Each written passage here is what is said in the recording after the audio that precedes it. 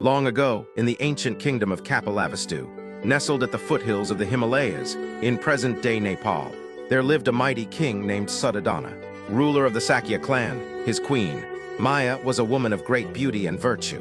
Though they ruled with wisdom and prosperity, they longed for a child. One night, Queen Maya had a mysterious dream. In her vision, a white elephant carrying a lotus flower descended from the heavens and entered her womb. The royal sages interpreted this dream as a divine omen. Maya would give birth to a child who would become either a great emperor or an enlightened sage who would change the world. In accordance with tradition, Maya set out for her parental home to give birth.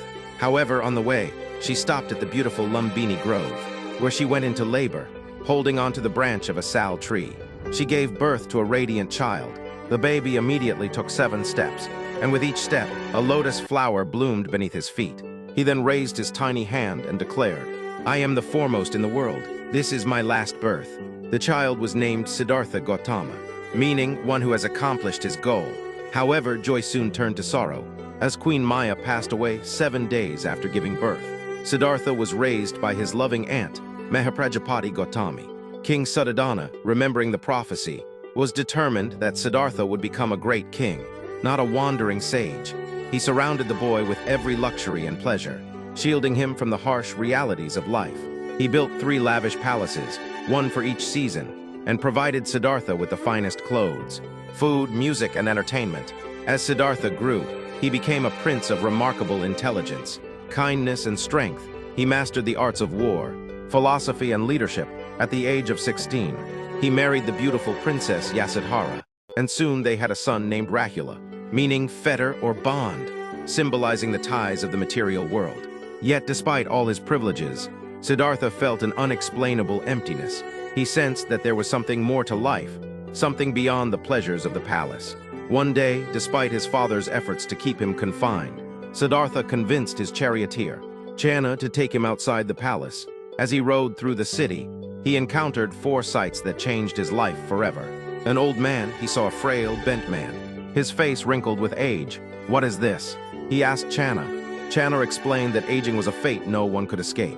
Siddhartha sought guidance from the wisest sages of his time. He learned meditation from Alara Kalama and Adaka Ramapada, but their teachings did not offer complete liberation. Determined, he joined a group of 5 ascetics and practiced severe austerities, fasting for days, meditating for hours without moving, and subjecting his body to extreme pain. His body became frail, his ribs protruded, and he neared death. One day, while bathing in the Narrate River, he collapsed from weakness. At that moment, a young village girl named Sujata offered him a bowl of rice milk.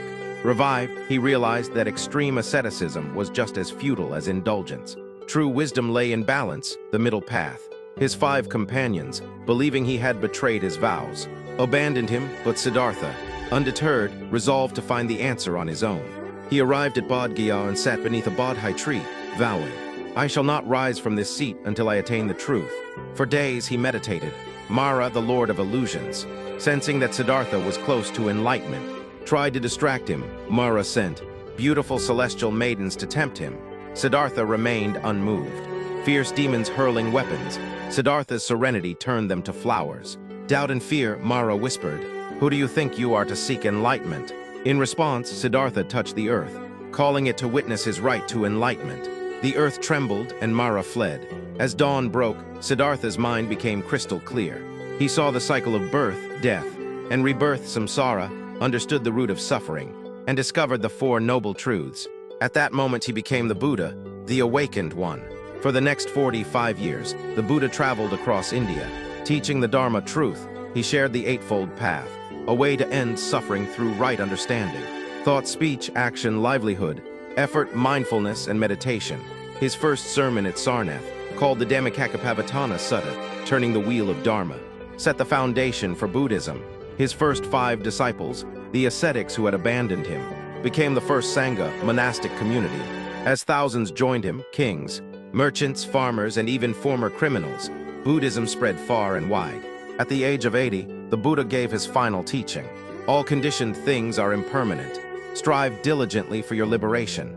Lying between 2 sal trees in Kushinagar, he entered Mahaparinirvana, passing peacefully beyond the cycle of birth and death.